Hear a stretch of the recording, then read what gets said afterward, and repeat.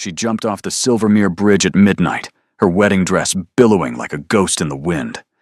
The icy river waited below, promising silence after years of screaming. But she never hit the water. Strong arms caught her midair, and a voice like winter storms whispered against her hair. "You're safe now. I promise you, you're safe." The Vampire King held her as if she were made of spun glass and dying wishes. Elara had climbed over the stone railing with numb fingers, her bare feet balancing on the edge, where centuries of desperate souls had stood before her. The bridge stretched across the Shadowfen Gorge, connecting the human territories to the vampire lands beyond. Most people crossed it in carriages, clutching holy symbols and prayers. She'd walked it alone in a wedding gown she never chose, heading nowhere, ready to fall. She hadn't heard him approach. Vampires moved like silk through shadows, and King Casimir was older than the bridge itself, older than the stones of his castle that pierced the sky beyond the gorge. One moment she was stepping into empty air. The next, his arms were around her waist, pulling her back against a chest that hadn't drawn breath in 300 years. They stood frozen on the railing together, her toes dangling over nothing, his boots planted firm on stone, worn smooth by rain and regret. The wind pulled at her dress, at her hair that had taken her sisters 3 hours to braid with flowers she didn't want. Below, the Silvermere River rushed over rocks, sharp enough to shred skin from bone. She'd been counting on that. "Let me go," Elara whispered. Her voice cracked like ice in spring. She hadn't spoken above a whisper in 6 months, not since her father announced her engagement to Lord Brennan, not since her mother started planning a wedding to a man who smiled with his mouth, but never his eyes. "No." The Vampire King's voice was quiet, but it carried the weight of centuries. His arms tightened fractionally, careful, as if he understood exactly how breakable she was. "I've stood on this bridge for 200 years, watching, and I've never stopped someone from jumping. But tonight, I will." Elara's laugh tasted like copper and salt. "Why tonight? What makes me different from all the others you let fall?" "Because you're wearing a wedding dress." His breath, cool as autumn frost, stirred her hair. "And you're not running toward death. You're running away from something worse." The words broke something in her chest, something that had been cracking for months. Her knees buckled. The Vampire King lifted her from the railing as if she weighed nothing, cradling her against armor that should have been cold, but somehow wasn't. She should have been terrified. Everyone knew what vampires were, what they did, what they took. But terror required energy, and Elara had none left. "My family," she managed, the words scraping her throat raw. "They'll come looking for me. They'll find me. They'll drag me back, and I can't. I can't breathe." His hand, gloved in black leather, settled against her spine. "Your family doesn't know where you are. This bridge marks the border. The moment I carried you 3 steps north, you entered my territory, and I don't negotiate with humans who chase their daughters to death." Elara's vision blurred. She couldn't tell if it was tears or shock, or the strange golden glow emanating from the castle that rose in the distance, all spires and impossible angles, beautiful in a way that hurt to look at. She'd never seen anything so magnificent in her life. Her father's manor was all right angles and duty, brown and beige and boring, filled with people who moved like chess pieces across polished floors. "I don't understand," she said. "Why would you help me? I'm nobody. I'm nothing." The Vampire King started walking, his stride smooth and unhurried, carrying her as if this were perfectly normal, as if he regularly collected suicidal women from bridges at midnight. "I'm taking you to the castle. You'll have a room, food, safety. In the morning, when you've slept and eaten, we'll discuss what comes next. But tonight, you're under my protection, and that means no one, living or dead, will harm you." I don't have anywhere to go after. The confession fell out of her like stones from her pockets. Even if I wanted to leave, I have nothing. No money, no skills, no references. I was raised to be ornamental, to smile and nod and produce heirs for a man I've met twice. Then you'll stay. His tone suggested this was obvious, simple, already decided. My castle has 500 rooms. You can have your pick. Stay a week, a year, forever. It's your choice, lady. He paused. I don't know your name. Elara. It felt strange to say her own name, after months of being called the bride, or Lord Brennan's betrothed, or that Thornwood girl. Just Elara, simple and plain, belonging only to herself. Elara. The way he said it made it sound like music, like something precious. I'm Casimir. Though most call me Your Majesty, you may call me whatever feels comfortable. They passed through an iron gate that swung open at their approach, moved by invisible hands, or perhaps magic. Elara had stopped trying to understand vampire castle mechanics. The courtyard beyond bloomed with night flowers, white petals glowing faintly in the darkness, releasing perfume that smelled like hope and new beginnings. Ridiculous, she thought.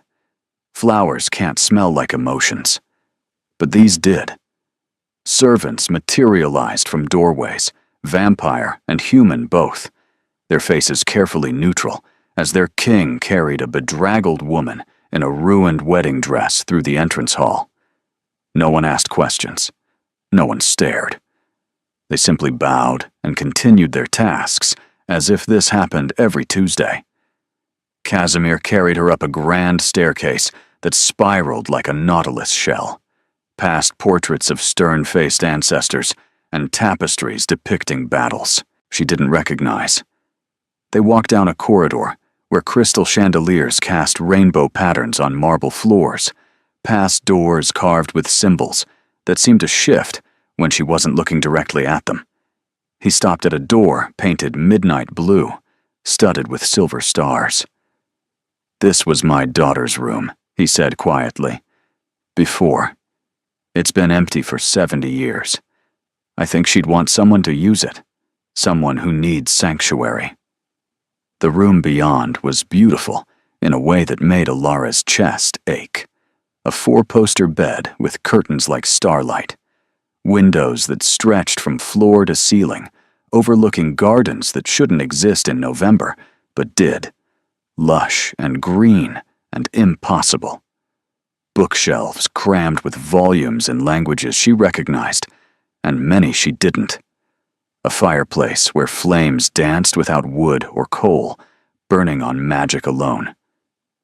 Casimir set her down carefully on the bed, which was softer than clouds, softer than anything she'd ever felt. He stepped back, giving her space, as if he understood that after months of her family crowding her, controlling her, deciding her every movement, space was what she needed most. There's a bathing room through that door, he said, gesturing. The water runs hot without pumping. There are clothes in the wardrobe, my daughter's things. You're similar in size, I think. Wear whatever you like. Burn that dress if it pleases you.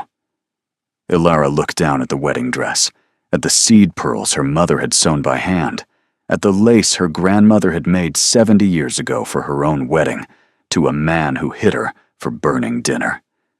The dress was a family heirloom, a symbol of tradition, of duty, of women swallowing their screams.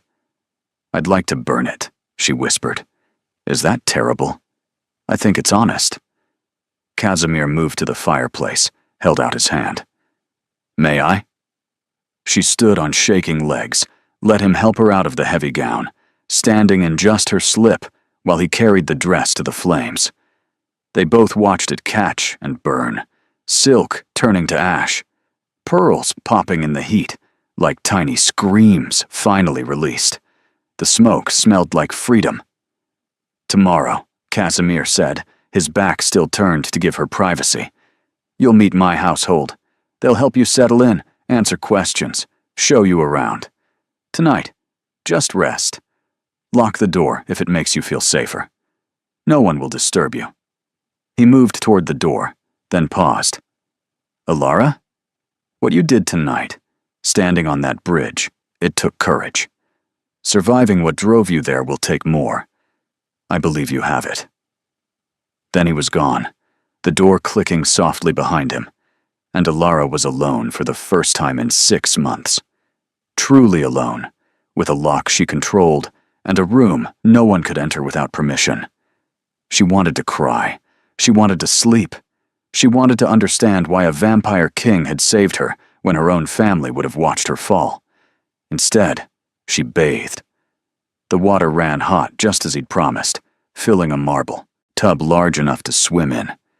She scrubbed until her skin turned pink, washing away the touch of her sisters braiding her hair, her mother lacing her corset, her father's hand on her shoulder, guiding her toward the carriage that would take her to the church. She washed until she felt almost human again, almost herself, almost clean. The wardrobe held treasures. Dresses in colors her mother would have called inappropriate. Deep purples and forest greens and midnight blues. Trousers like men wore, practical and freeing. Soft nightgowns that didn't itch or bind. She chose the simplest nightgown, white cotton that felt like wearing air, and climbed into the bed. She should have been afraid. She was in a vampire castle, alone, vulnerable, wearing a dead girl's clothes. But the bed was soft, and the room was warm, and for the first time since she could remember, no one was going to wake her at dawn to begin wedding preparations. No one was going to criticize her posture or her appetite, or the way she laughed too loud for a proper lady. Alara cried then, finally, great heaving sobs that shook her whole body. She cried for the girl who'd stood on the bridge, for the childhood she'd never had, for the future she'd almost died to escape. She cried until exhaustion pulled her under like a tide, dragging her into sleep so deep even nightmares couldn't reach her. She woke to sunlight, which seemed impossible. Vampires and sunlight didn't mix, everyone knew that. Yet golden light streamed through the windows, warming her face, painting everything amber and honey. Alara sat up, confused, and noticed the windows weren't really windows at all. They were spelled somehow, showing an illusion of outdoors, while the real glass, layered behind magic, was dark and protective. A knock at the door made her freeze. "Lady Alara?" A woman's voice, human by the warmth in it. "I'm Mira, the head housekeeper. His Majesty sent me to see if you needed anything." Alara wrapped herself in a dressing gown she found draped over a chair and opened the door. The woman standing there was perhaps 50, with kind eyes and flour on her apron. She smiled like grandmothers did, warm and uncomplicated. "Good morning, dear. I've brought breakfast. His Majesty thought you might not want to face the dining hall just yet." She wheeled in a cart laden with food, more food than Alara had been allowed to eat in months. Fresh bread, jam, butter, eggs cooked 3 different ways, fruit, cheese, pastries that smelled like cinnamon and dreams. "I don't understand." Alara's voice came out small. "Why is everyone being so kind?" Mira's expression softened. "King Casimir doesn't bring people here lightly. In 200 years, you're the 3rd person he's carried across that bridge. The first was his wife, fleeing an arranged marriage to a cruel duke. The second was his daughter, running from witch hunters. He understands what it means to need sanctuary." "What happened to them? His wife and daughter?" Mira's smile dimmed. "His wife lived happily here for 50 years before illness took her. Vampires can't turn humans against their will, you see, and she chose to remain human, to age naturally. The daughter grew up safe and loved. She fell in love with a human boy from the village, married him, moved away. She lived a full life, wrote letters every week until she passed of old age, surrounded by grandchildren. But he said the room had been empty for 70 years. Grief takes time, especially for beings who measure time in centuries. He kept it exactly as she left it, like a shrine, until last night. Until you. Mira patted her hand. Eat, dear. Your skin and bones. When you're ready, I'll show you around. The food tasted like colors, like sunshine and laughter, and everything her mother's dining table wasn't. Ilara ate until she felt human again, solid, real, present in her own body. Then she dressed in the practical clothes she'd found, dark trousers and a green tunic that made her feel like she could run if she needed to, like she could fight. Mira led her through the castle, pointing out rooms and introducing servants who smiled at her like she belonged. The library held 50,000 books. The gardens grew vegetables that shouldn't survive this far north. The music room contained instruments from every culture imaginable. The castle was a contradiction, dark and light, deadly and safe, vampire and human existing in careful balance.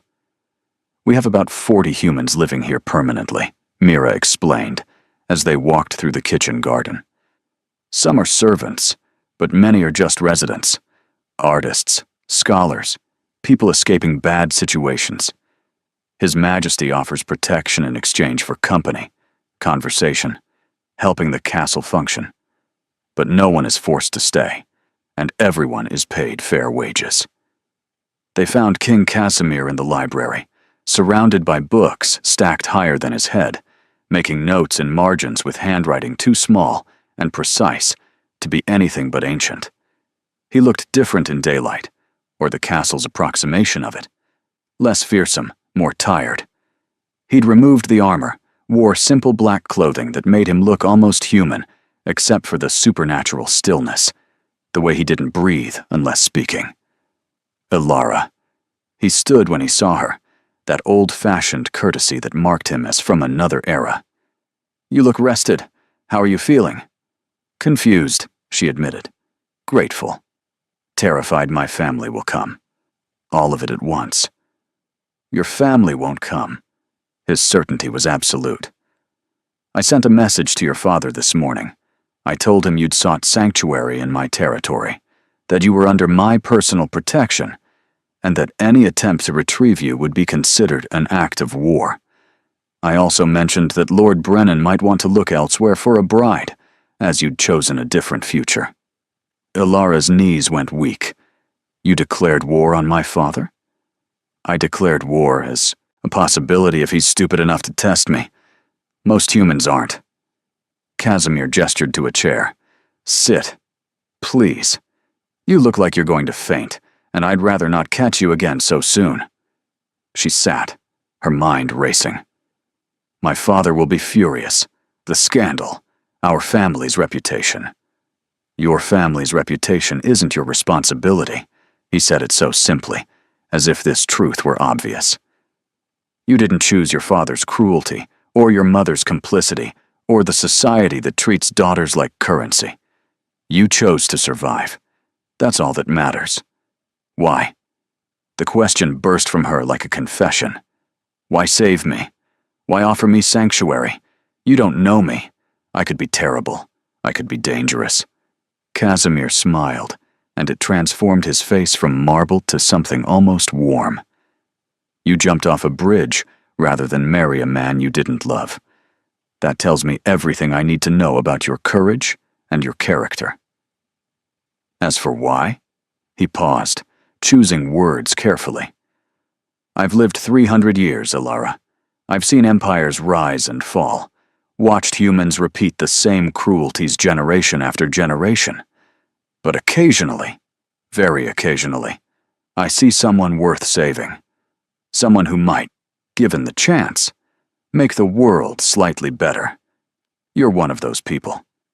You can't possibly know that from one night. I've been alive long enough to recognize light when I see it, even when it's almost extinguished. He returned to his books, giving her space to process. You don't have to decide your future today. Stay as long as you need. If you want to leave eventually, I'll help you establish yourself elsewhere. If you want to stay, you're welcome permanently. But for now, Just breathe. Just exist. Just remember what it feels like to be yourself. Over the following days, Alara learned what sanctuary meant. It meant waking without dread, eating without criticism, walking through rooms without someone monitoring her every movement. It meant conversations, where people asked her opinions and actually listened to her answers. It meant discovering she liked books about astronomy and music that made her want to dance, and gardens where she could dig in dirt until her hands were filthy. She met the castle's other residents, Thomas, a scholar escaping religious persecution who spent his days translating ancient texts, Isabel, an artist whose paintings had been deemed too provocative by her hometown's church, who now filled the castle with colors that sang, Marcus, a former soldier with scars on his body and shadows in his eyes, who'd found peace tending the stables. Each had their own story of escape, survival, sanctuary. The vampire residents were fewer but just as varied. Lady Seraphine, Casimir's sister, who dressed in gowns from the previous century and spoke 6 languages. Lord Dimitri, the castle's weapons master, who'd been turned during some medieval war and still spoke with an accent that predated modern nations.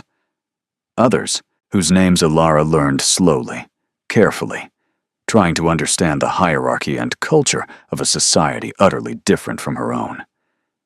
But it was Casimir she found herself drawn to, perhaps because he'd been the first voice in her darkest moment, or perhaps because he seemed to understand silence as well as she did. They fell into a routine, evenings in the library, sitting in companionable quiet while she read, and he worked on whatever mysterious projects occupied a king's time. He never pushed her to talk, never demanded her story, simply existed nearby like a steady presence. 2 weeks after her arrival, Alara finally asked the question that had been burning in her chest. They were in the library, firelight dancing across book spines, comfortable silence stretching between them like a cat in sunshine. Mira said your wife fled an arranged marriage, that your daughter ran from witch hunters. Is that why you helped me? Because I reminded you of them? Casimir looked up from his book, his dark eyes reflecting centuries of memory. Partially. My wife, Lenora, came to this bridge 300 years ago, running from a duke who'd bought her like property. I was younger then, less careful about interfering in human affairs. I offered her a choice. I could turn her into a vampire, make her powerful enough to face him, or I could offer her sanctuary as a human. She chose sanctuary. We fell in love slowly, carefully, over years. She taught me that strength isn't always about power. Sometimes it's about choosing to stay soft in a hard world. His voice carried weight, the kind that comes from speaking truths long buried. Our daughter, Elise, she was human. We raised her here, protected her, loved her fiercely. When she was 15, witch hunters came from the village, claiming any child raised by vampires must be corrupted. She ran. I caught her on the bridge, just as I caught you, held her while she cried, and swore she'd never be safe, that they'd always come for her. But Mira said she lived a long, happy life. She did, because I learned something important that night. Protection isn't just about keeping people inside castle walls. It's about changing the world outside so they don't need walls anymore. He closed his book, giving her his full attention. I went to that village, spoke with their leaders, made it clear that anyone who touched my daughter would answer to me. But more than that, I opened dialogue. I invited them here, let them see that vampires weren't monsters, that our household was filled with humans who chose to stay. Over time, fear became familiarity. Elise eventually married a boy from that village, had children, grandchildren. She died at 83, in her sleep, surrounded by family. Alara absorbed this, trying to imagine loving someone for 50 years, knowing you'd watch them age while you stayed frozen. That must have broken your heart, watching her grow old. It did. But I'd rather have 50 years of genuine love than eternity with someone forced to stay. Casimir's expression softened. That's why I don't turn humans without their complete, enthusiastic consent, given multiple times, over many years. Immortality sounds romantic, until you realize everyone you've ever loved will die while you continue. It's not a gift, it's a burden. Is that why you live like this? Mixing humans and vampires, creating this strange sanctuary? I live like this because isolation made me cruel. His honesty was startling. After Lenora died, I spent a century alone, bitter, convinced that caring for anyone was a weakness. I became exactly what humans feared, a monster in a castle, disconnected from the world. Then Elise came home to visit one winter, brought her children, and my grandson looked at me with Lenora's eyes and asked why I was so sad all the time. He smiled at the memory, genuine warmth breaking through centuries of careful control. Children have this way of asking questions that dismantle your defenses. I realized I'd been so busy protecting my heart that I'd forgotten how to use it. So I changed. I opened the castle, offered sanctuary to anyone who needed it, built a community instead of a fortress. It didn't bring Lenora back, but it honored what she taught me, that connection is worth the risk of loss. The fire crackled, filling the silence that followed. Ilara found herself blinking back tears, not from sadness, but from recognition. Here was someone who understood that survival sometimes meant burning everything down and rebuilding from ash. My family will hate what I've become, she said quietly.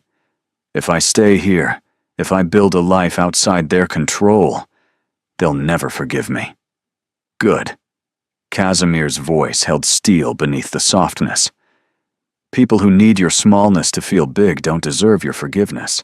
Let them hate you. Let them rage and gossip and declare you ruined. You'll be too busy being yourself to care. Over the next months, Ilara discovered who herself was. She wasn't the docile daughter who smiled through dinner parties, or the perfect bride who memorized tea service etiquette. She was someone who loved astronomy, who could spend hours watching stars through spelled windows that made midnight look like a planetarium. She was someone who preferred trousers to gowns, who liked getting her hands dirty in the garden, who could debate philosophy with Thomas and laugh at Isabel's inappropriate jokes. She started teaching, helping the castle's human children learn to read and write. Many were refugees like her, brought from bad situations, and they responded to her patient instruction with eager hunger. She discovered she was good at this, at seeing potential in others, at creating safety through education and understanding.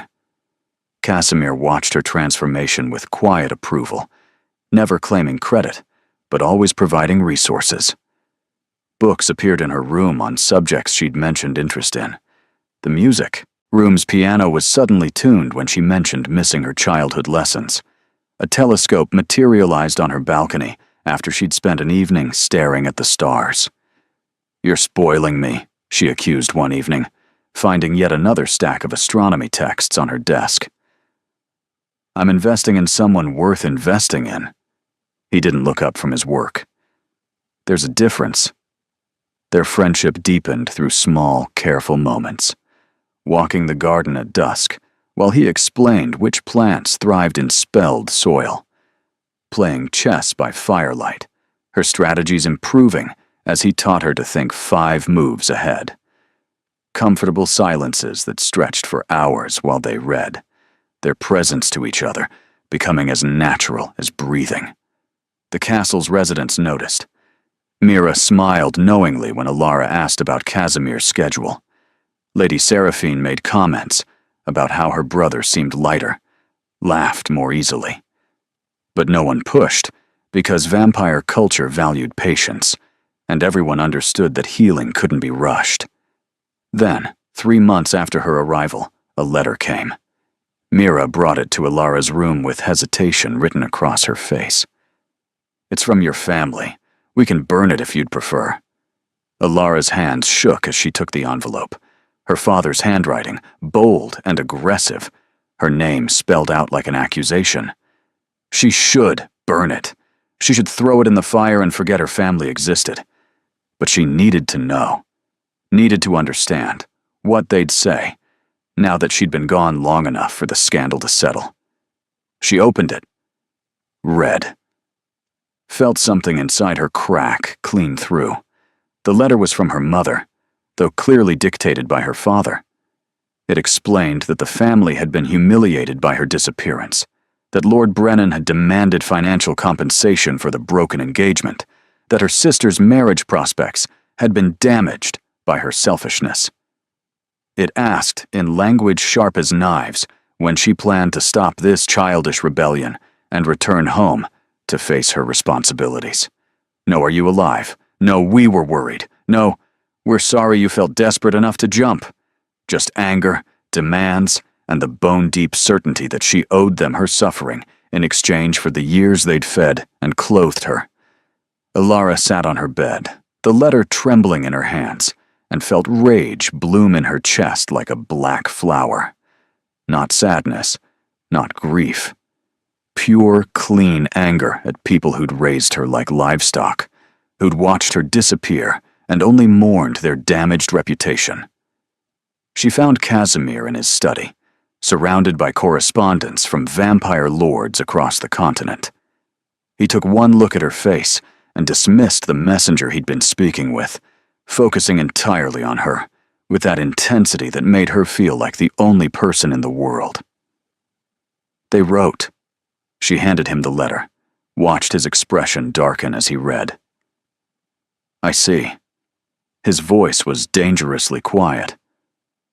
Would you like me to respond? No. The word came out stronger than she expected. I want to respond, but I don't know what to say. Casimir set the letter down carefully, as if it might contaminate his desk. What do you want to say? Alara paced his study, energy crackling under her skin.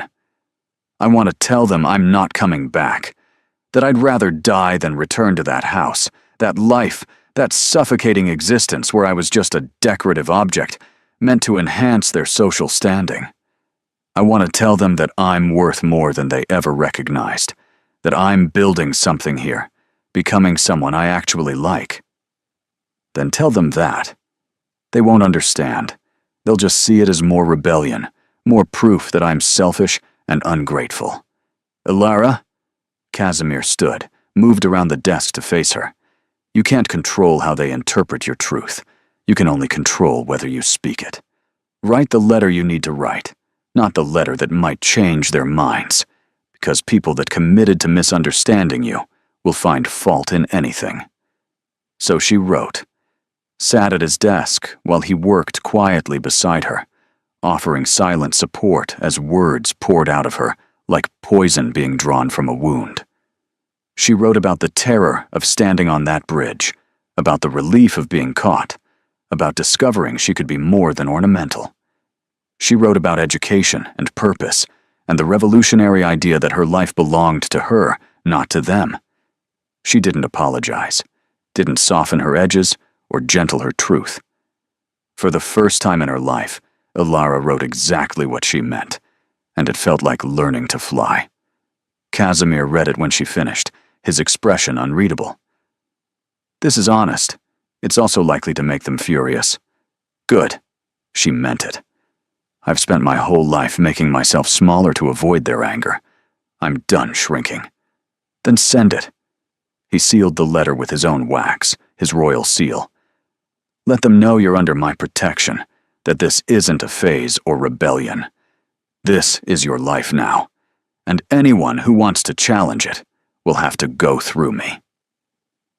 The response came 2 weeks later, not from her parents, but from her youngest sister, Margot, who'd been only 15 when Alara left. The letter was short, written in careful handwriting that suggested multiple drafts. They burned your letter in the fireplace and forbid us from speaking your name. But I needed to tell you I understand. I'm glad you're safe. I'm glad you're free. Don't come back for me. I'll find my own bridge when it's time." Ilara cried when she read it, huge gasping sobs that shook her entire body.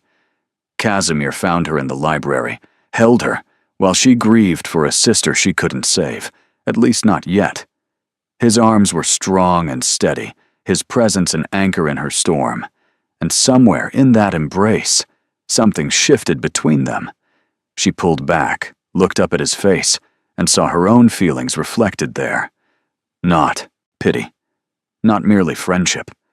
Something deeper, more complicated, more terrifying. "I can't fall in love with you," she whispered. "You'll outlive me by centuries. I'll age and die, and you'll still be here." "I know." His hand came up to cup her face, thumb brushing away tears. "And I can't offer you immortality as a solution, because turning you would be selfish, would be me choosing my comfort over your informed consent. So we're left with this impossible situation, where caring for you means accepting I'll lose you. That's the worst deal imaginable." "It is," he smiled sadly. "But I've learned that loving someone for a limited time is better than protecting yourself from ever loving at all. Lenora taught me that. If you want to love me, knowing I'll watch you grow old, I'll accept that gift with gratitude. And if you want to keep our relationship as it is, as friendship and sanctuary, I'll accept that too." Ilara's mind raced. She thought about her mother, who'd married for duty and spent 40 years in quiet misery. About Lord Brennan, who'd seen her as an acquisition. About every relationship she'd witnessed that prioritized security over genuine connection. "I don't know what I want," she admitted. "I'm still figuring out who I am without my family defining me. But I know I feel safe with you. I know I look forward to our evenings in the library. I know that when something interesting happens, you're the first person I want to tell." "Then let that be enough for now." Casimir stepped back, giving her space. "Take your time. Figure out who you are. Build the life you want here. I'm not going anywhere." The seasons changed. Winter settled over the castle, snow piling high in drifts that sparkled like diamonds under spelled sunlight. Ilara threw herself into teaching, expanding her small classroom to include not just children, but adults who'd never learned to read. She discovered a passion for making education accessible, for helping people unlock potential they didn't know they had. Casimir supported her work quietly, allocating funds for books and supplies, converting an unused wing of the castle into a proper school. He attended her lessons sometimes, sitting in the back like any other student, learning alongside humans and vampires alike. It was strange and beautiful, watching a 300-year-old king practice his letters beside a 6-year-old refugee. "Why do you come to my classes?" she asked one evening after everyone else had left. "You already know how to read." "I come because watching you teach reminds me why I built this sanctuary." He was helping her organize books, his movements precise and careful. "You take broken people and show them they're not broken, just bent in interesting ways. It's remarkable. I learned from the best." She meant it. "You did that for me." They stood in the quiet classroom, surrounded by slates with chalk drawings and primers with dog-eared pages, and Ilara felt something crystallize in her chest. Not love exactly, not yet, but the foundation of it. Trust. Respect. The certainty that this person saw her clearly and liked what he saw. "I want to try," she said suddenly. "I want to try loving you, even though it's complicated and scary, and will end in loss, because I think the time we'd have would be worth the grief later." Casimir went very still, that vampire stillness that made him look carved from stone. "Are you certain?" "I won't pressure you, Ilara. Your sanctuary here doesn't depend on romantic feelings. You can stay forever as my friend and resident, and nothing more." "I know. That's why I'm choosing this." She stepped closer. "You gave me freedom. then respected it. You never made my safety conditional on my affection. That's how I know this is real. Because I'm choosing you, not needing you." His smile broke across his face like dawn, transforming him from ancient king to something young and hopeful and almost human. "Then I will love you carefully. I'll love you for as long as you'll let me. And when your time comes, I'll let you go with gratitude that I got to know you at all." Their first kiss was soft, tentative, tasting of chocolate from the dessert they'd shared, and promises neither could guarantee. Elara felt her heart beat faster, felt warmth spread through her chest despite Casimir's cool skin, and thought this is what choosing feels like. Not being chosen, but actively choosing, stepping into risk with open eyes. They took it slowly, building their relationship on the foundation of friendship they'd already established. Quiet mornings watching sunrise simulations, evenings curled together reading different books, teaching classes side by side, his ancient wisdom complementing her innovative methods. They held hands walking the gardens, kissed in library corners when no one was watching, learned each other's rhythms and boundaries and dreams. The castle residents noticed the change and responded with warm approval. Mira started leaving 2 cups of tea in the library instead of 1. Lady Seraphine made knowing comments about how nice it was to see her brother happy. The children in Elara's classes drew pictures of her and the king together, crude stick figures holding hands, which she kept in a drawer like treasures. But not everyone approved. 6 months into their relationship, Lord Brennan arrived at the castle gates with a contingent of armed men, demanding his stolen bride be returned. Elara was teaching when Mira came to fetch her, worry etched across the housekeeper's kind face. "Lord Brennan is here. He's making threats. The king wants you to stay inside. Stay safe." But Elara was done hiding. She walked to the gates with her spine straight and her chin high, every inch the woman she'd become rather than the girl who'd fled. Casimir stood at the gate, arms crossed, radiating the kind of danger humans wrote folktales about. Behind him, castle guards waited with weapons drawn, a clear message about whose territory this was. Lord Brennan sat astride a huge warhorse, his face red with anger and embarrassment. He was older than Elara remembered, perhaps 50, with the cruel eyes of a man who'd never been denied what he wanted. Beside him, her father looked small and nervous, clearly dragged along against his better judgment. "There she is," Brennan sneered, "the whore who ran to vampires rather than honor her commitments." Casimir moved like lightning, one hand on his sword. "Finish that sentence and I'll paint these gates with your blood." But Elara stepped forward, placing herself between Casimir and the armed men. "No. Let him speak. Let them both speak.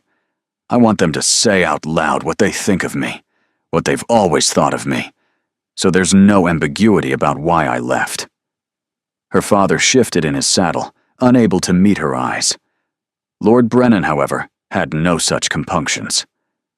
"You were bought and paid for, girl. Your father took my money, made promises. You owe me a wedding, heirs, the life I was promised. I owe you nothing." Elara's voice rang clear and strong across the courtyard. "My father sold something he didn't own. I'm not property. I'm not currency. I'm a person. And I chose to leave rather than spend my life as your decorative prisoner."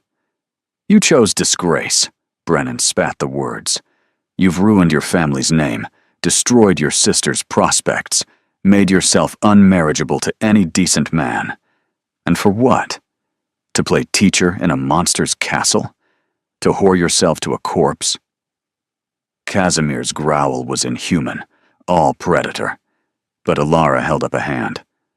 "I chose dignity over obligation. I chose education over ornamental ignorance. I chose a partner who sees me as an equal over a husband who'd see me as property. And yes, I chose a vampire who treats me with respect over a human who sees women as acquisitions. She turned to her father, who still couldn't look at her. You raised me to believe my only value was in marriage, in producing heirs, in maintaining your social standing. You never asked what I wanted, what I dreamed about, who I might become if given the chance. You just sought a daughter-shaped investment, and when I refused to pay out, you considered me a loss. Alara, please, her father's voice cracked. You don't understand the scandal. Your mother can barely leave the house. Your sisters are suffering for your selfishness. No. The word came out hard as diamond. My sisters are suffering for your choices. You arranged my marriage to a cruel man for money. You ignored my terror, my pleas, my increasingly desperate attempts to make you understand I'd rather die than marry him. You failed us as a father, and now you're trying to make me responsible for the consequences of your failures. Silence fell over the courtyard.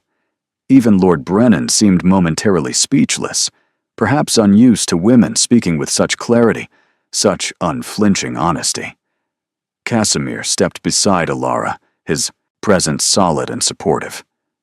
Lady Alara is under my permanent protection. She's a valued member of my household, an educator whose work benefits this entire community. She's chosen to build her life here, and I've chosen to support that decision with every resource at my disposal. If you attempt to take her by force, you'll start a war you cannot win. If you continue to harass her with letters or visits, you'll find the vampire community far less tolerant than I am. The church won't stand for this, Brennan blustered. A human woman, living in sin with a vampire king. The church already knows. Lady Seraphine appeared from the castle, elegant and terrifying in equal measure. We've been in discussion with several religious leaders who find our model of vampire-human cooperation quite progressive.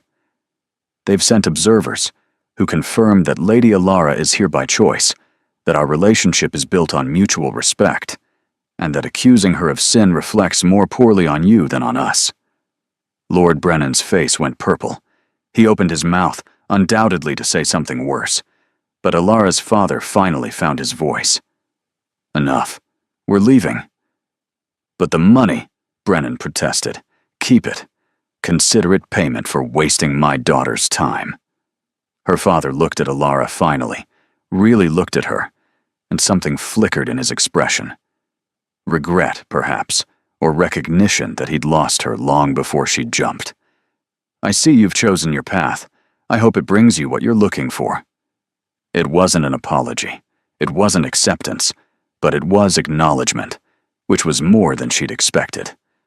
They rode away, Brennan raging, her father silent. Alara watched them go and felt something settle in her chest. Not forgiveness, because they hadn't earned it, but closure. The final severing of ties that had been strangling her for years.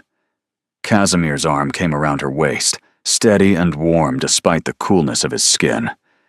You were magnificent. I was terrified. Fear and courage aren't opposites. They're companions. He pressed a kiss to her temple. You faced them down, knowing they could hurt you, and you did it anyway.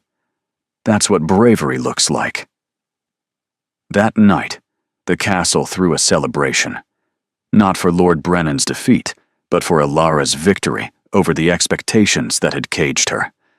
The great hall filled with music and laughter, humans and vampires dancing together, the boundaries between species blurring in shared joy. Alara danced with Casimir, his movements graceful as water, her steps improving with practice. She danced with Thomas and Marcus and the children from her classes. She danced until her feet ached and her face hurt from smiling, until the sky outside the spelled windows showed false stars, until exhaustion pulled at her bones in the best way. Later, in the quiet of her room, their room now, they'd been sharing it for months, Casimir held her close and whispered promises into her hair. I'll love you for as long as time allows. I'll watch you age and think you're beautiful every single day. I'll hold your hand when you're 90, and remember this moment when you were young and fierce and so incredibly brave." Elara pressed her face against his chest, listening to the heart that beat so slowly she could count seconds between pulses. "And I'll love you, knowing that every year I have is a gift, that you could choose eternity with someone who won't leave you, but you're choosing finite time with me instead. Always you," he murmured, "for as long as we have." The years unfolded like pages in a beloved book. Elara's school grew from one classroom to an entire wing of the castle, educating hundreds of students from nearby villages. Her reputation as an educator spread, and parents who'd once feared the Vampire King began bringing their children willingly, understanding that education here came without indoctrination, just genuine learning and respect. She published papers on progressive teaching methods, collaborated with scholars from human universities who'd overcome their prejudice enough to visit. Her work appeared in journals across the continent, always attributed to Lady Elara of Silvermere Castle, a title she'd earned through merit rather than marriage. Casimir watched her flourish with pride that bordered on reverence. He attended her lectures, funded her research, built her whatever she needed to bring her visions to life. But more than that, he loved her through small moments. Morning tea prepared exactly how she liked it. Books left on her desk because he'd seen her mention interest. Notes hidden in her papers written in his precise handwriting. "Your students are lucky to have you. So am I." They took trips beyond the castle, Casimir traveling under spelled cloaks that protected him from sunlight. They visited libraries in distant cities, walked through markets where humans sold goods alongside vampire merchants, attended concerts and plays, and all the experiences Elara had been denied growing up. He showed her the world, and she showed him how to see it fresh again through her eyes. 3 years after her arrival, news came from her family. Her sister Margot had run away on her wedding day, fled an arranged marriage, just as Elara had. But unlike Elara, Margot had somewhere to run to. She arrived at the castle gates in borrowed clothes, terrified and hopeful in equal measure. Elara held her while she cried, while she shook, while she confessed that watching Elara choose freedom had planted seeds that finally blossomed into her own courage. "I thought I could endure it," Margot whispered. "I thought I could be strong enough to survive what you couldn't. But standing at that altar, looking at a man who smiled like father, I realized survival isn't enough. I want to live, really live, not just exist in a pretty cage." "Then you'll stay here," Elara said firmly. "You'll build whatever life you want. Learn whatever you're curious about. Become whoever you're meant to be." Margot stayed, discovered she had a gift for languages, learned 5 in 2 years, became the castle's official translator.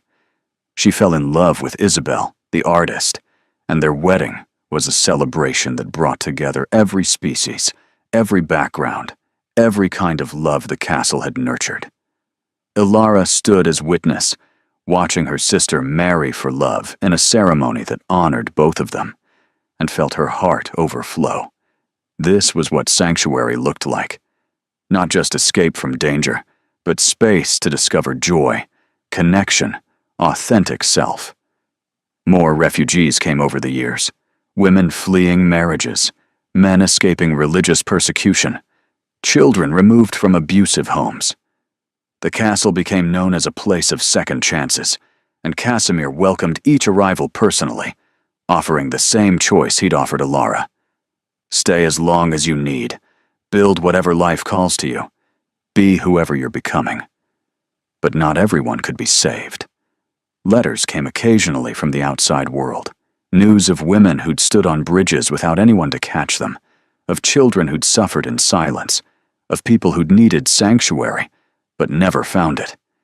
Each loss weighed on Elara, reminded her that systemic change required more than one castle's open doors. I want to do more, she told Casimir one evening, 5 years into their relationship. They were in their favorite spot in the library, firelight dancing across ancient texts. Comfortable in the quiet that came from knowing each other so well, words became optional. More how? He set down his book, giving her his full attention as he always did. The castle is wonderful. The school is important. But we're still just catching people after they jump. I want to change the world that pushes them to bridges in the first place. She leaned forward, animated by vision. I want to create a network of sanctuaries across the continent. Partner with progressive vampire lords and human leaders who believe in dignity over tradition. Build schools and safe houses and legal frameworks that protect vulnerable people before crisis happens. Casimir smiled, the kind of smile that crinkled the corners of his eyes. You want to start a revolution? A quiet one, built on education and alliance rather than violence. Is that naive? It's ambitious, difficult, likely to face resistance from people who profit from the current system. He stood, pulled her up to face him. It's also brilliant, and I'll help you build it in every way I can. They started small. Correspondence with other vampire rulers who'd expressed interest in the Silvermere model. Meetings with human scholars and religious leaders willing to question tradition. Legal frameworks that protected refugees and established rights for people seeking sanctuary. Ilara traveled extensively, Casimir often beside her when vampire presence would help, and sending her alone when human-to-human conversation worked better. She spoke at universities and churches and town halls, eloquent and impassioned, her story of transformation giving weight to her arguments. Slowly, painfully slowly, the world began to shift. A duchess in the eastern provinces opened her estate to refugees. A vampire lord in the southern territories created education programs modeled on Ilara's school. Religious leaders published treatises on dignity and choice that challenged centuries of doctrine. Each small victory was celebrated, each setback analyzed and learned from. By their 7th year together, when Ilara was 29 and Casimir was 307, the sanctuary network encompassed 15 locations across 4 countries. Thousands of people had found refuge, education, purpose. The culture was changing, slowly but measurably, and Ilara could point to data proving that communities with sanctuary programs saw reduced violence, increased literacy, and better mental health outcomes. You're changing the world, Casimir told her one night, watching her work through correspondence from various sanctuary sites. Exactly like I knew you would. We're changing it, she corrected. I couldn't do any of this without your support, your resources, your political connections. You could, he said seriously. It would be harder, slower, but you'd find a way. That's who you are. Someone who sees suffering and can't look away, who builds bridges instead of walls. Ilara set down her pen, moved to where he sat, watching her with that expression he got sometimes, the one that said he was memorizing this moment against the centuries he'd spent without her. I'm going to grow old. I know. In 20 years, I'll have gray hair and wrinkles. In 40, I'll need assistance walking. In 60, if I'm lucky, I'll be ancient by human standards. And I'll think you're beautiful every single day. He pulled her into his lap, cradled her like she was precious. Ilara, I've watched empires crumble and stars go dark. Nothing about you aging frightens me. The only thing that frightens me is wasting the time we have on fear. She kissed him then, deep and certain, tasting immortality and mortality mixed together, tasting all the impossible choices that had led them here. When they pulled apart, she rested her forehead against his. I want to marry you. Casimir went very still. Ilara, I know it's complicated. I know there are political implications and cultural expectations, and 1,000 reasons why a human marrying a vampire king might cause problems. But I want to choose you publicly, officially, the way you chose me that night on the bridge. The church won't recognize it. Your family certainly won't.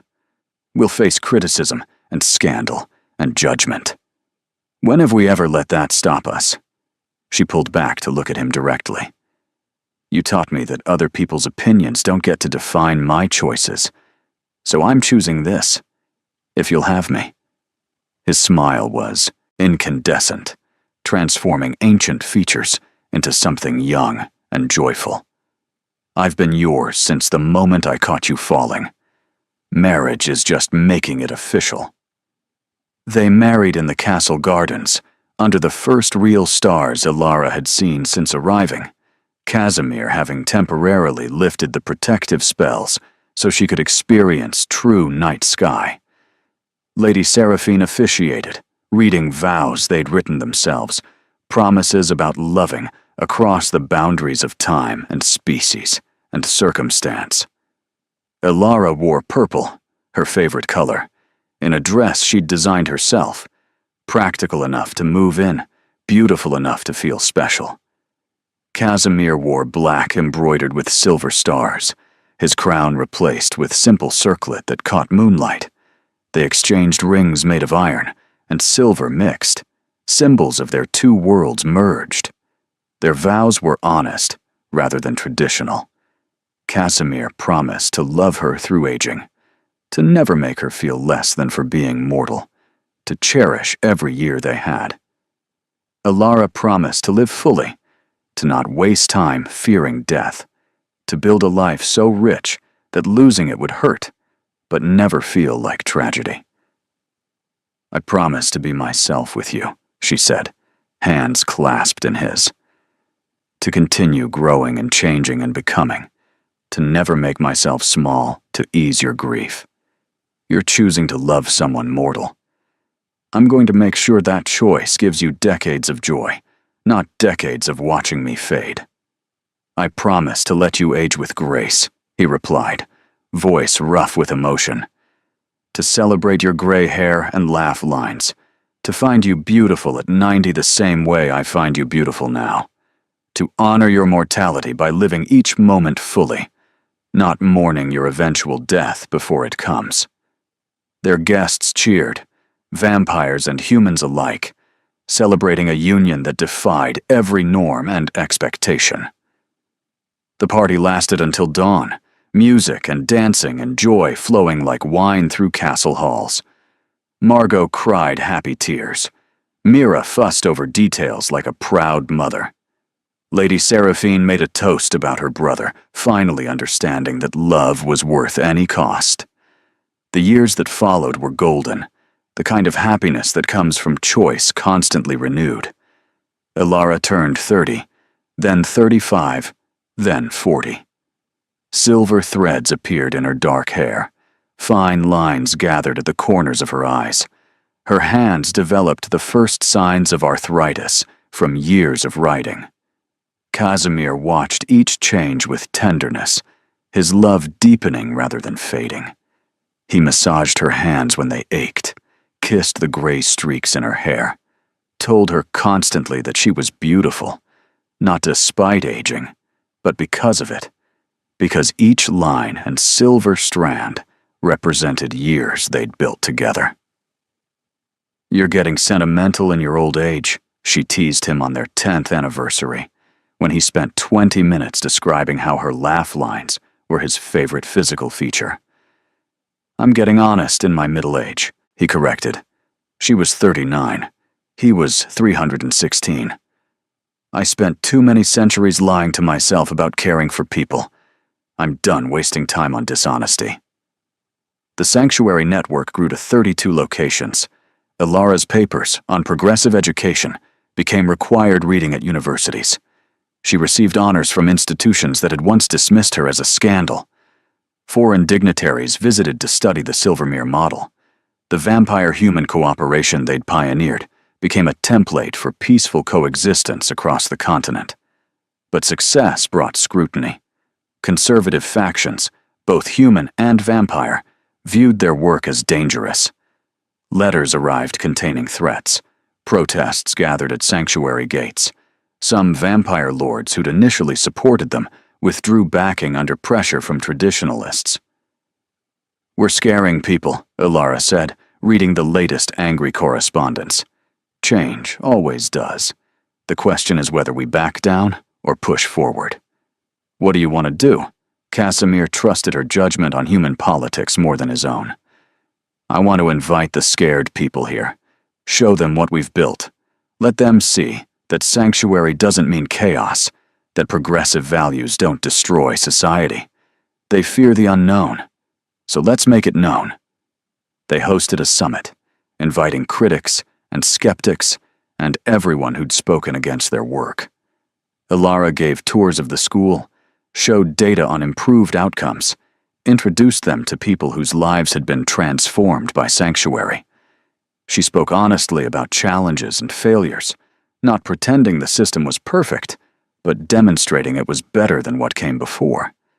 Some visitors left unconvinced, too invested in traditional power structures to accept change, but others softened, seeing evidence that challenged their assumptions. A vampire lord who'd opposed them publicly apologized privately, admitted his fear of change had blinded him to possibility. A human bishop who'd preached against their work spent an afternoon talking with Margot and Isabel, then published a treatise on love transcending boundaries. Progress was slow, measured in years rather than months, but it was real. The world didn't transform overnight, but it bent gradually toward the arc of justice and dignity they'd been pulling it toward. Ilara turned 50. Her hair was more silver than dark now. Her joints protested cold mornings. She needed reading glasses for close work, but her mind was sharp, her passion undiminished, her commitment to creating a better world as fierce as ever. Casimir adored every change, every sign of years well lived. He drew her baths when her back ached, read aloud when her eyes tired, carried her upstairs on days when climbing hurt. His love hadn't diminished with her aging. It had simply evolved, becoming more tender, more conscious of each moment's preciousness. "I'm afraid sometimes," she admitted one night, lying in bed while he held her close. "Not of dying, exactly, but of leaving you alone, of you spending centuries grieving." "I'll grieve," he said honestly. "It would be dishonest to pretend otherwise. But I won't regret loving you. The grief is the price I pay for the privilege of knowing you, and it's worth every tear I'll shed. Promise me something. Anything. Promise you'll keep building our work after I'm gone, that the Sanctuary Network won't die with me, that you'll find new partners, new educators, new people to carry the vision forward. I promise." He pressed a kiss to her silver hair. "But you're not going anywhere soon. You're too stubborn to die before 90. She laughed, the sound rich with decades of shared joy. 90. That gives us 40 more years. 40 more years of watching you change the world. Sounds like a good deal to me." At 55, Ilara published her memoir, Sanctuary: Finding Freedom Beyond the Bridge. It told her story honestly, from the desperate girl in a wedding dress to the educator who'd built a network spanning continents. The book became a phenomenon, selling hundreds of thousands of copies, inspiring countless people to seek their own bridges, their own sanctuaries, their own transformations. Speaking requests flooded in. Ilara traveled when she felt strong enough, Casimir always beside her, his presence a reminder that she spoke with authority, backed by lived experience. She stood in grand halls and humble churches, told her truth, watched faces transform as people understood that change was possible. Young women approached her after speeches, thanking her for showing them alternatives to unwanted marriages. Parents asked how to build spaces where children could discover themselves. Vampires and humans alike sought advice on cooperation and coexistence. She became, quite accidentally, an icon of progressive values, a living symbol of what courage and choice could create. But fame brought complications. Conservative factions intensified opposition. Some religious leaders declared her work heretical. A few vampire lords viewed her influence over human-vampire relations as dangerous to traditional power structures. When Alara was 60, an assassination attempt happened at a speaking engagement in a distant city. A young man, indoctrinated by extremists, lunged at her with a silver dagger meant for vampire killing. Casimir moved with supernatural speed, disarming the attacker without killing him, his restraint remarkable given the threat to his wife.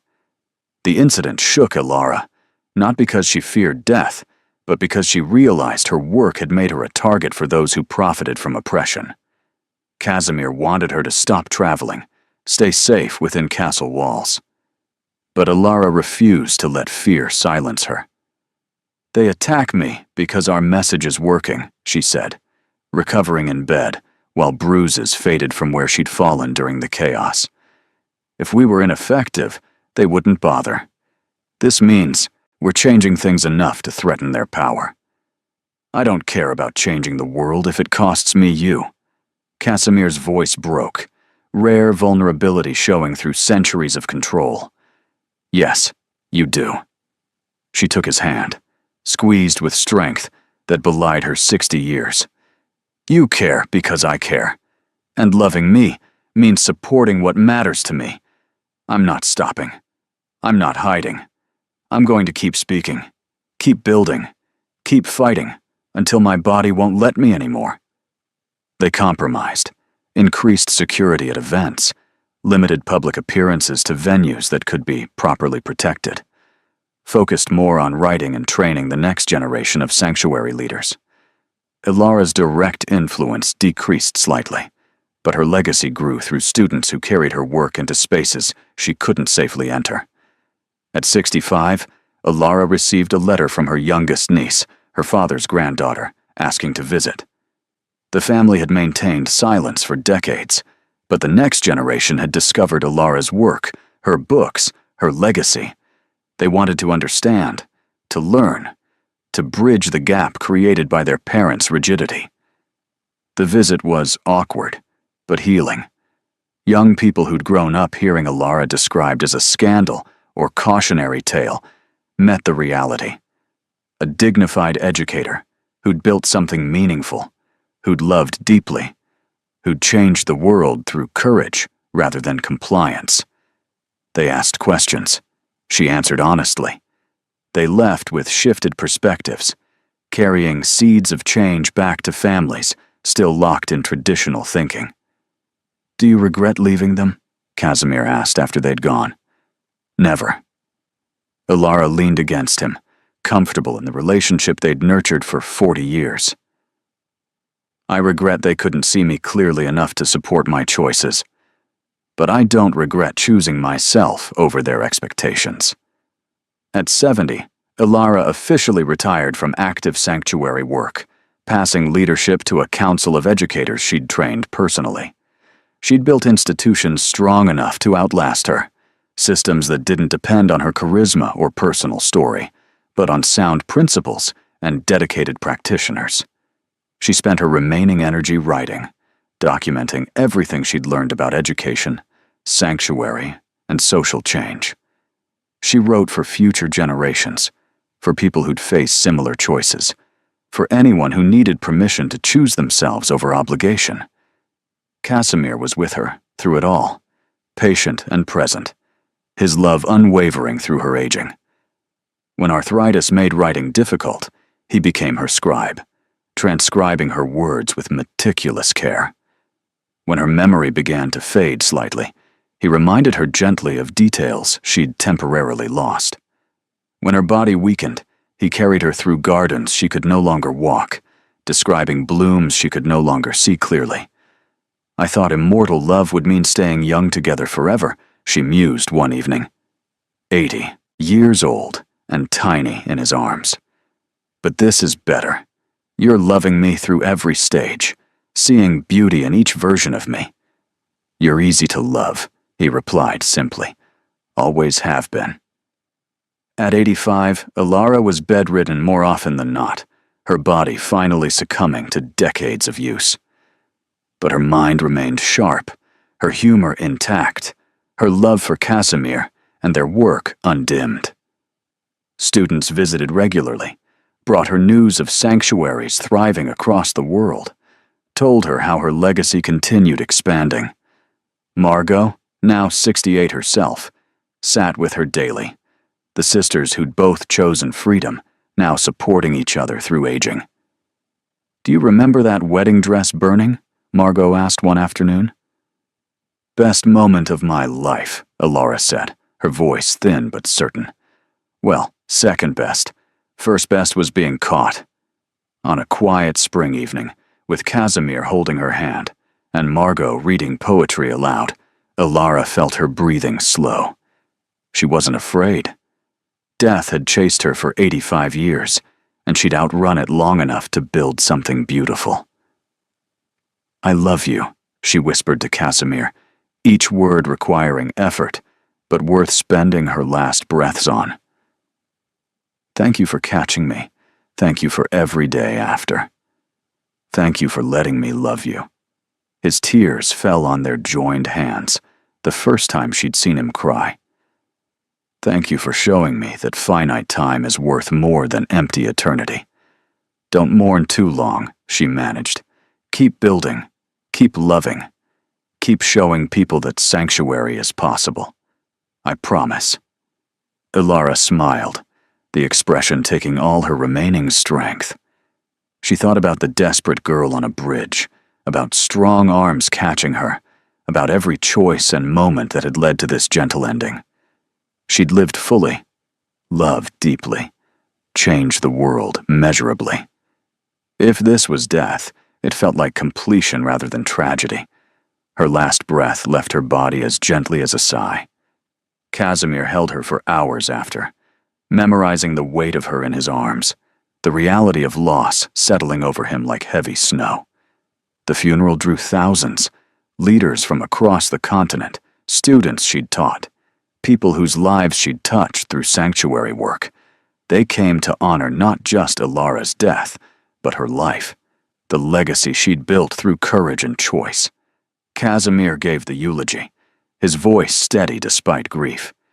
He spoke about a woman who'd chosen herself when the world demanded her sacrifice, who'd built bridges instead of walls, who'd loved across impossible boundaries, and made those boundaries seem less impossible through sheer force of will. "She taught me that strength isn't about immortality or power," he said, looking at the gathering of humans and vampires united in grief. "It's about choosing love even when it comes with an expiration date. It's about building something larger than yourself. It's about being brave enough to be caught and brave enough to let go." They buried her in the castle gardens, beneath night-blooming flowers that glowed like stars. Her headstone read simply, "Ilara Silvermere." She chose herself, then chose to help others do the same. Casimir mourned as he'd promised he would, deeply and honestly, allowing himself to feel the full weight of loss. But he also kept his other promise. He continued her work, expanded the sanctuary network, trained new educators, supported anyone who needed catching. Years passed, decades. The world changed, slowly but measurably. Arranged marriages became less common, educational access expanded, vampire-human cooperation normalized. Every change traced back, in part, to a woman who jumped off a bridge and been caught by someone who saw her value.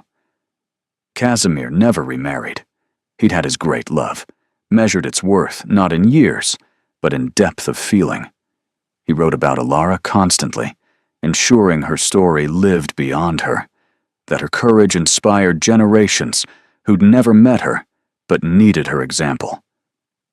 50 years after her death, the Sanctuary Network held its annual gathering at Silvermere Castle. Hundreds of educators, sanctuary leaders, refugees who'd found new lives, all gathering to celebrate the work Ilara had started. Casimir attended as he always did, standing among people whose lives she'd touched, feeling her presence in every conversation about dignity and choice. A young woman approached him, perhaps 25, holding a worn copy of Alara's memoir. "Your Majesty, I wanted to thank you. I read her book 5 years ago, when I was engaged to a man I didn't love. Her story gave me courage to leave.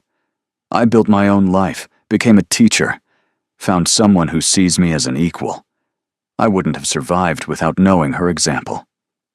Casimir looked at this young woman, saw echoes of Alara in her determined eyes, and felt grief and pride mix into something bittersweet and beautiful.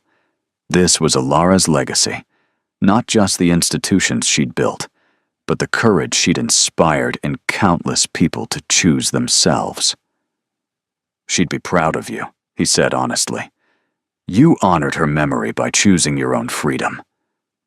As the sun set over Silvermere Castle, as sanctuary leaders shared stories and planned future work, as humans and vampires collaborated on building a better world, Casimir stood by Alara's grave and felt at peace.